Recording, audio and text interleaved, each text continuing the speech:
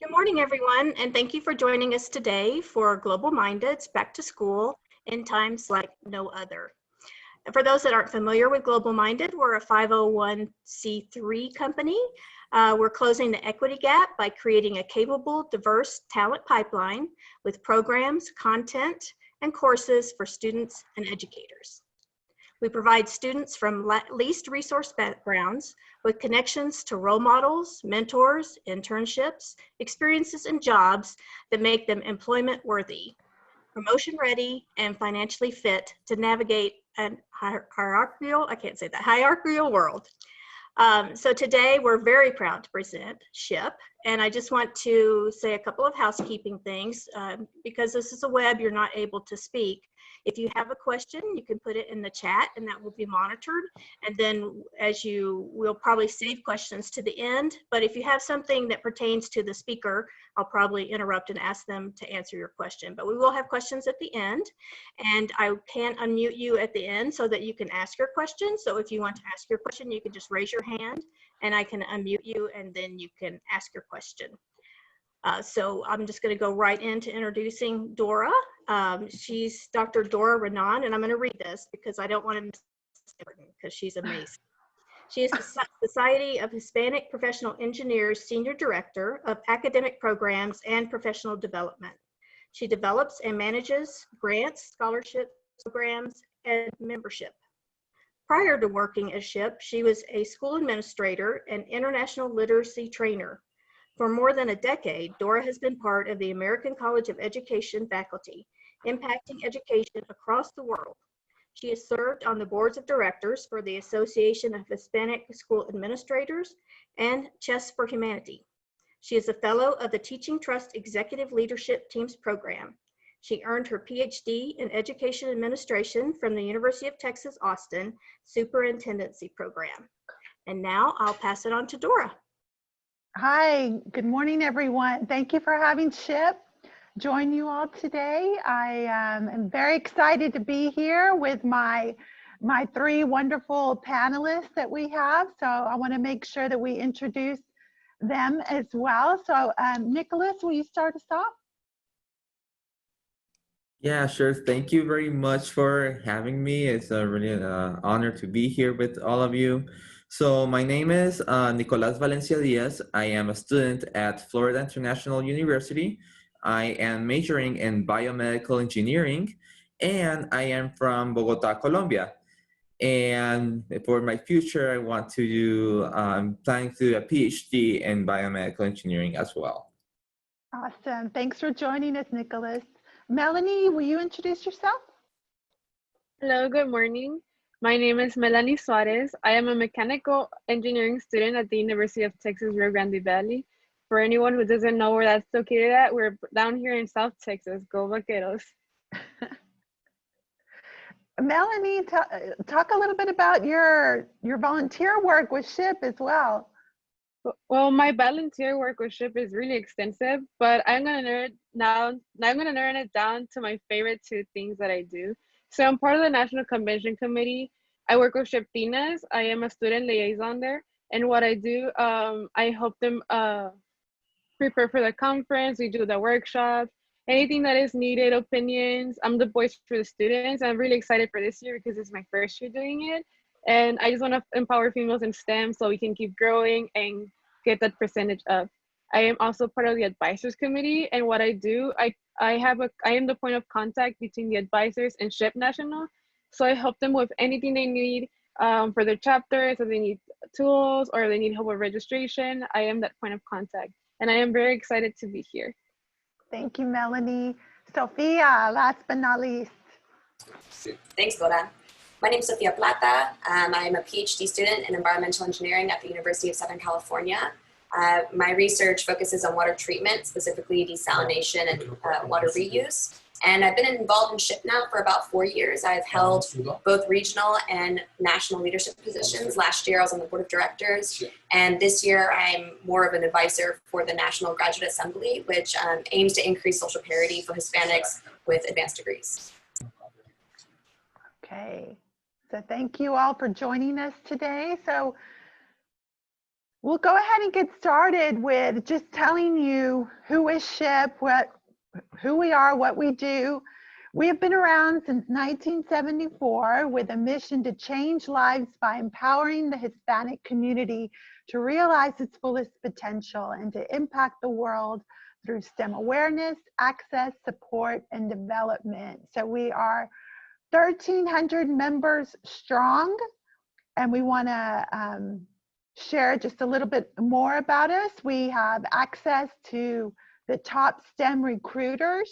We have 50 industry partners right now. We have expert-led leadership programs.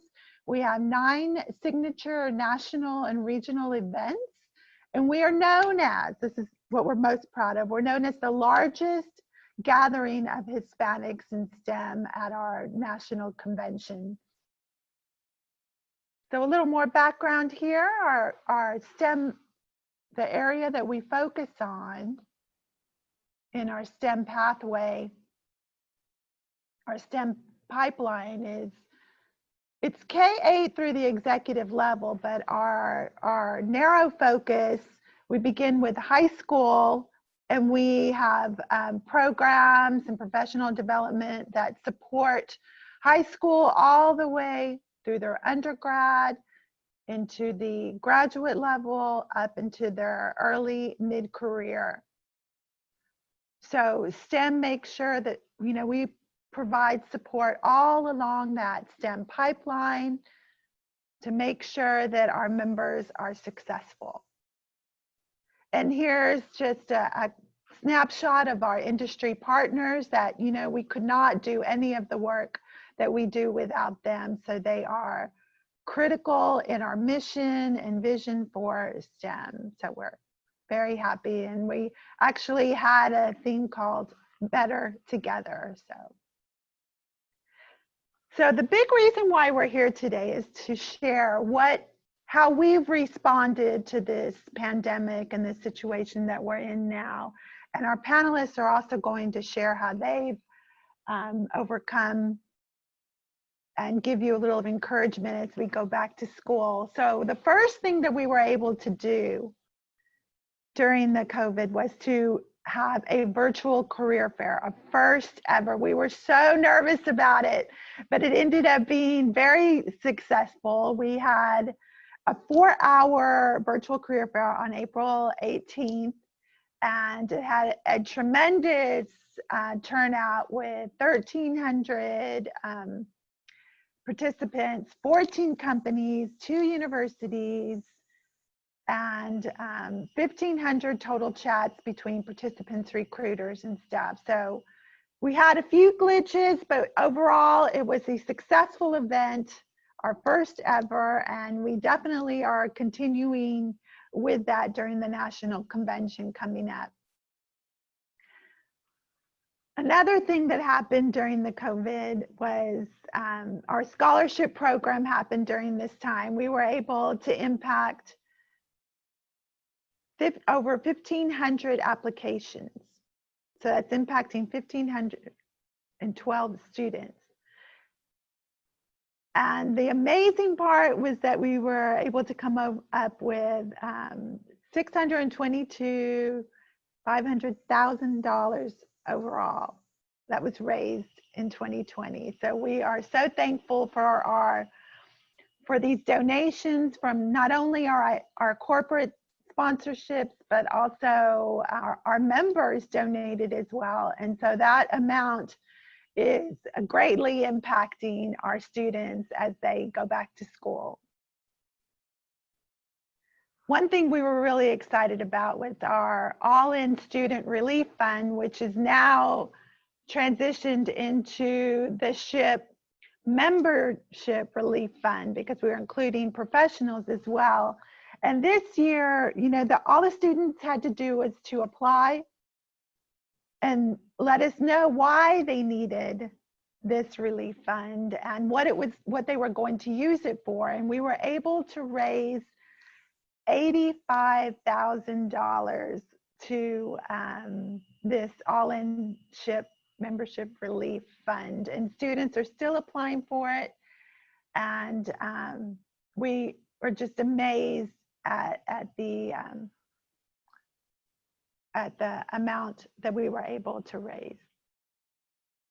So some other exciting things that happened, we created the Espresso Shots. So they were just these 2 to 3 minute videos that impacted over 5,000 students. And these were just short snippets to help students figure out how to maneuver through this transition into online learning. And so these were the areas that we focused on, the topics of these videos. And then for professionals, we had a separate set of topics, and it ended up impacting over 3,000 professional members. And these were all on our Instagram and LinkedIn accounts. And then we also had our very famous Jay Flores, who's one of our lifetime members, who put on getting into ship shape with Fit Fridays. And he had these on Instagram, and we ended up impacting over 2,500 participants that were able to, you get so used to sitting in a chair and working that we had to get up and work on. They were motivational speeches right before you work on your abs or upper body yoga. And then that last one was total body. But each one was a special message from Jay to our members about staying strong, that we're all in this together. And we still have them recorded, so you can go back and watch them. And then we also had our Latinx Factor webinar series. And these are especially targeted to help students with their virtual interviews that are happening during our upcoming virtual career fair, but also, for any type of virtual interview now. And so here are some of the topics that we have. And these are also recorded and housed on our website and our SHIP YouTube channel. Some other programs that came out during this time is our Propel Online Learning. And these are over 150 virtual courses that you can take that you can get certification on, such as PMP, your Agile, all of those type of courses, because this is the time, this is definitely the time to pivot, to get online, build your skill set. And so I highly recommend, you can find these on the ship.org website, and they're powered by MindEdge, and you get a discount if you're a SHIP member as well. So this is a time to, really reinvent yourself. And then as well, we have the Cyber Tech Trek program, and these courses were all focused on cybersecurity certifications as well. And again, you get a discount if you are a SHIP member. So these are courses that are now available to our SHIP members. And then just 2 more events that I want to share before we dive into our panel questions. We recently had our first ever national conference that was the National Institute for Leadership Advancement. And this conference is specifically targeted for our chapter leaders. So we are approximately 250 plus chapters now. So we invited our chapter leaders to come in. We had over 900 participants. Last year, when it was in person, we only had almost 200 participants. So we were able to reach more participants. We had 62 sponsors, 762 chapter leaders, and 182 professionals at this conference with networking rooms. And it was an exciting time. It was, very stressful to put it on, but it was a wonderful turnout. And we even had a virtual career fair there. No, not at this one, at the convention. But, and then last but not least is our national convention that's coming up that focuses on 5 conferences, pre-college focusing on our high school students, our academic conference that focuses on our undergrad and graduates and faculty members, our SHPE conference that is specifically targeted for our Latinas in STEM, our Tech and Innovation Conference that highlights all of the new technology out there. And then last but not least is our Professionals in STEM Conference with professional development targeted specifically for them. So we were supposed to be together in Colorado, but of course we're going virtual this year. And I do want to mention that our visionary sponsor is Discover. And this year we are transitioning, of course, into a virtual conference. And it's October 26th to the 31st. We have 5 virtual competitions, 14 days of resume reviews, 5 days of interviews. Last year we were only able to have 2, so it's more interview opportunities, more. We were still able to have 200 plus workshops just like last year in person with 24 hospitality virtual suites and of course our virtual career fair. So that's just a little bit about what we've been doing during COVID. And now I want to invite my panelists in. And the first question that I want to ask will go to Sophia. And I want to ask you, Sophia, what is one specific challenge that you have faced during this pandemic with online learning? How has it impacted your coursework? That's a great question, and it's funny because I have kind of both perspectives. I'm a teaching assistant at USC, so as an instructor, the challenge I've found is trying to keep students' attention, and it's fair because screen fatigue is very real. So with that, I've been trying to do more interactive things. Like before a meeting starts, I'll ask the students to go find something in the room that starts with a certain letter, and then we share about it, and then get into a lesson or something. And then me specifically, maybe less so with my online learning, but maybe with my research, just doing things online, I've found it challenging to stay motivated. The PhD is very siloed in the first place. You're doing a lot of thinking on your own because you're working on new stuff. But I've worked really hard over the past few years to develop a community around me to help me with that thinking. And now that COVID's happened, I've found myself again back in that space where I'm thinking alone. But I've been able to reach out to people through SHPE, through the National Graduate Assembly.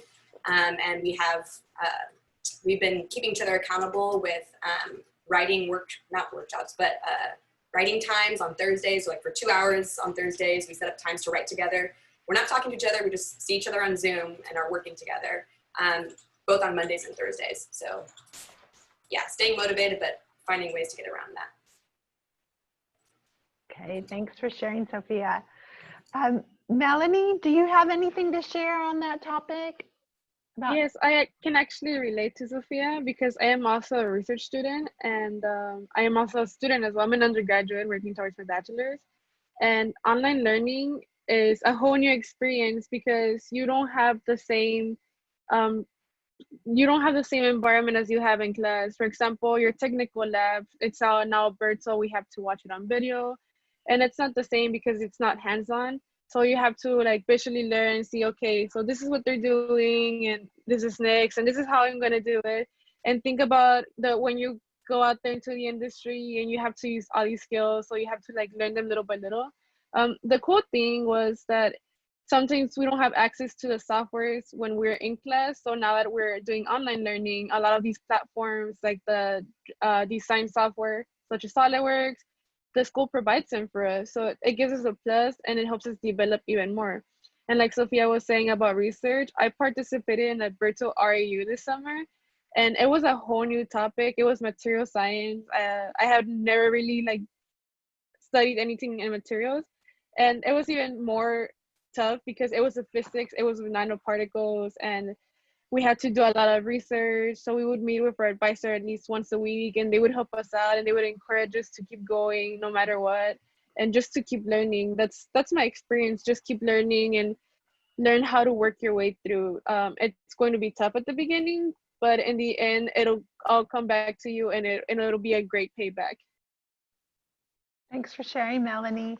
Nicolas, did you have something to share on this topic? Yeah, so one of the things I think are most challenging as a student is trying to divide between the problems that are coming just because of the COVID, other than the online learning. So, for example, I don't have a job anymore, or something happened in my family. It's those type of situations that are very common on every community during this time. Is I think it's affecting us in our, maybe on how we concentrate on our online learning, how we can focus on doing our job or doing our different kind of work during school. So I think that learning how to focus on your curriculum and your work, and also managing all your projects, like for example, organizing your resume, or organizing your social, your LinkedIn, for example, your all these top things, and even your social activities.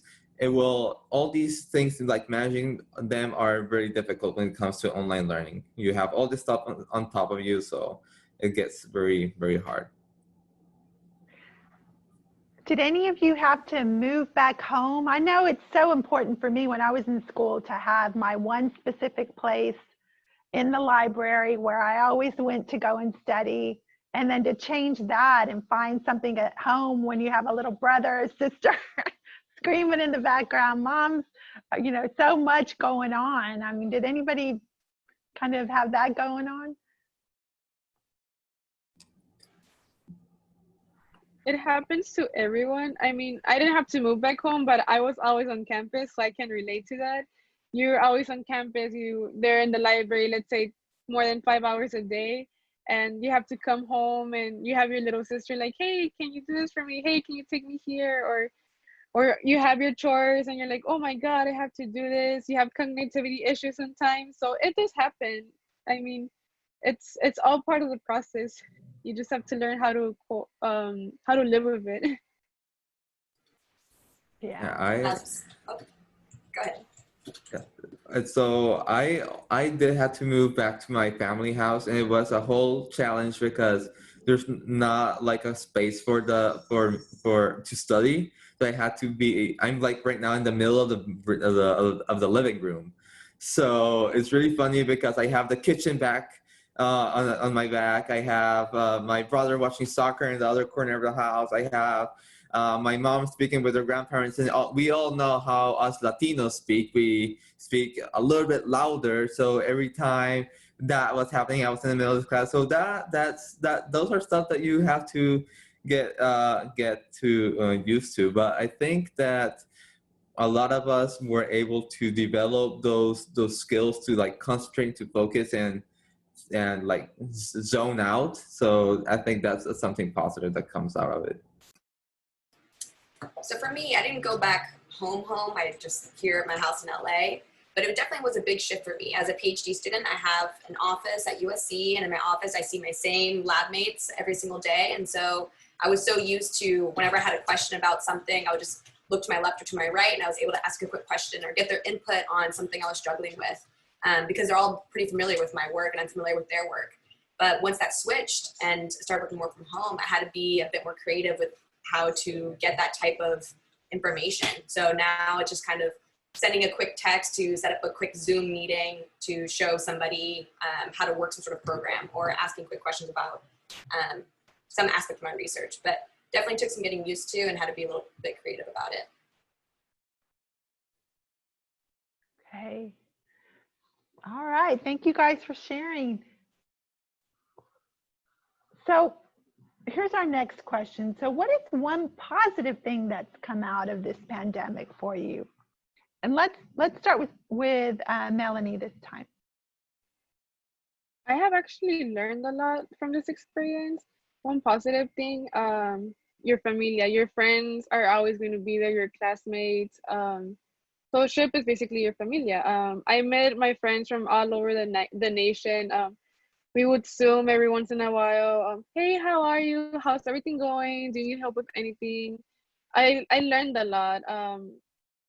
Like I guess like my positive experience is the learning process. I learned how to manage my time, how to work from home in this new environment that's so different with all these different technicalities. I learned how to develop professionally as well. I had enough time. I learned new skills, which is even better.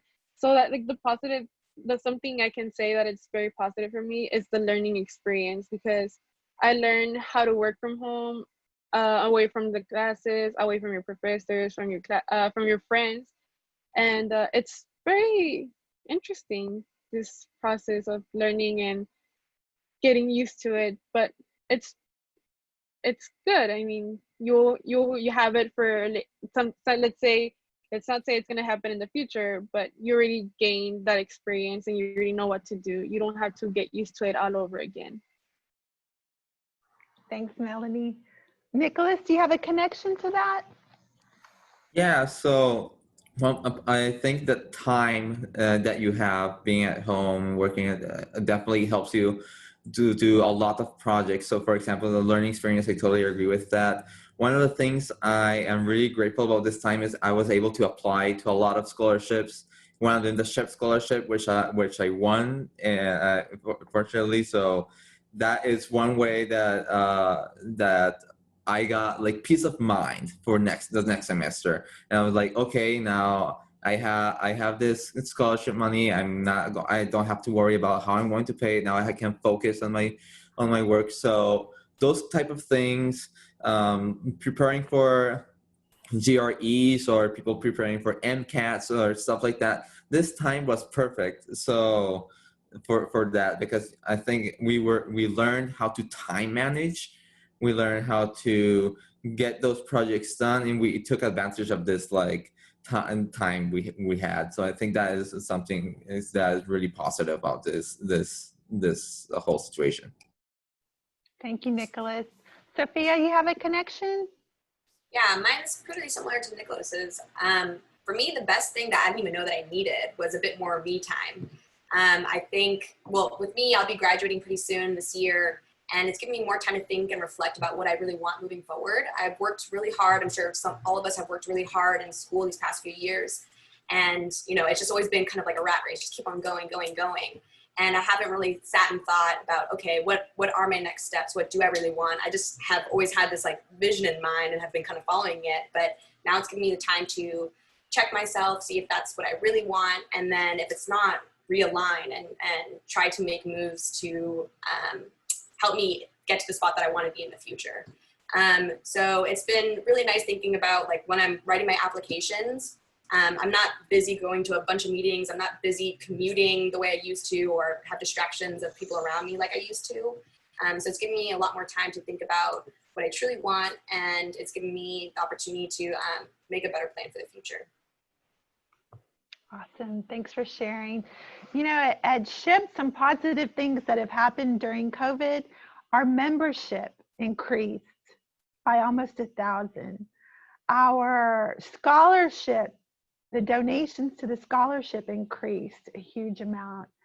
And I mean, this is just a blessing in disguise somewhat. I mean, so our numbers have definitely gone up, and I know it's just amazing. So we're very thankful for our members and for our supporters and sponsors. So connected to that, how has SHIP helped you during this challenge? I can take that one. For me specifically, it's been with the National Graduate Assembly. Like I said, I don't have the same community that I had around me, like right in my face, but with the students that I've been working with in the NGA, we've really done a good job of helping keep each other accountable. Like I said, on Mondays and Thursdays, we have writing groups where we just sit and can work all together. And we've also been working towards different things that we want to have happen in SHIP. So yeah, I guess for me, it's mainly been the community and accountability with the ship members. I can definitely relate to Sophia. That's my same experience, especially with committee.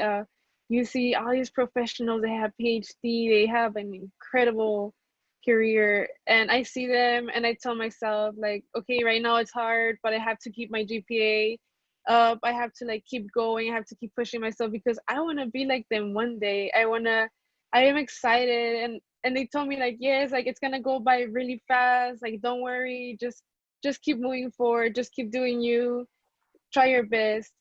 Or also like the espresso shots, I think that's what it was called.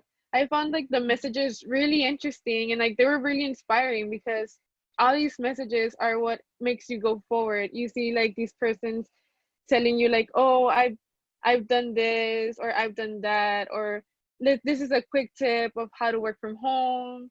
And it's that all of that is what really helps, and it's very positive, and it all comes back from your familia. Thank you, Melanie.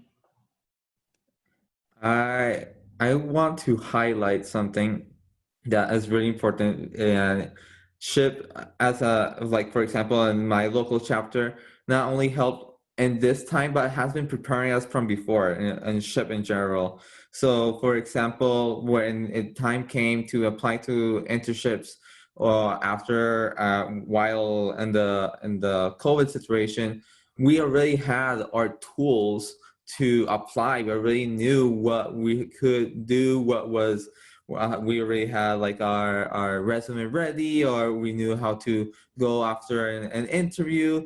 Those stuff, I think, are things that SHIP have helped a lot.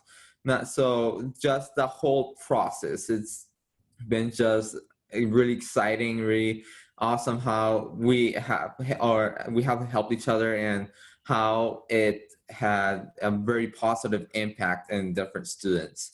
And of course, once again, another way and positive impact are the scholarships. I think those are really important for many students, especially Latinos, that is we are the most difficult part of school is paying it. So I think that is something really important that SHIP does, and we are very grateful about that. Great, so glad to hear that. So my last question to our panelists. I want you to think of some encouraging words to share with the students out there around the world going back to school. I can imagine it's very stressful for a lot of students right now. So what words of wisdom, what words of encouragement can you share with the audience? So let's start with Sophia. Yeah, I think I would definitely say find the best opportunities in every situation. In some ways, COVID has made it easier to connect with people. Before, maybe people would have been more hesitant about connecting across the country or setting up meetings, but now you can do that. So you might have more resources available to you online that you didn't know before. For instance, like National Convention, maybe you didn't have the opportunity to be able to go and fly to Denver, Colorado, but now it's virtual. So being able to take advantage of this time, of this virtual time. Okay, thanks, Sophia. Nicolas, you want to connect to that? Yeah. So what I will say is that it's a fact that these our moments are stressful. Those moments it's not going to be easy. But I want to say that we can whatever we have on our mind, whatever we have on our future path, we can go for it. We don't have anything that will go against us to do it. We are able to go after it. So what I would like to say is just keep those goals in mind. Try to take the best of it. Take advantage of the time. We don't have to commute, for example, right now. We don't have to we don't have to like do all those little stuff that maybe took time off before. So right now it's like the time that we can take advantage of it and try to encourage ourselves to work after our goals, and to build also ourselves, to build our our skills and to build also for us. Something that Sophia said earlier was to get to time for yourself. I think that is something very important for our mental health as well, and too. So trying to work on that as well is very good, and it's going to be stressful, but try to get dancing or get some music on or whatever you like to do and move on, because that's what life is all about. That's so true.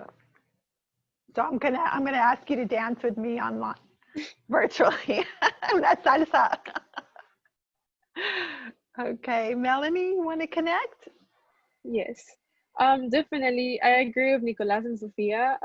My piece of advice is you're gonna have a lot of obstacles in your way, but don't let those obstacles break you. And even if you do, just keep going. Find your way out of there, and just keep going. Find yourself a mentor. I have like the best mentor. He's so incredible.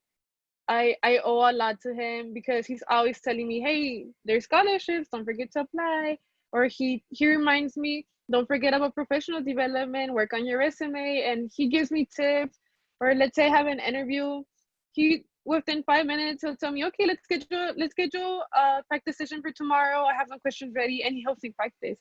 Also, find your friends, your classmates are always going to be there for you.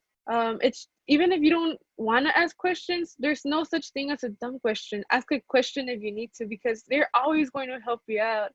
Your professors are there. They're there for you.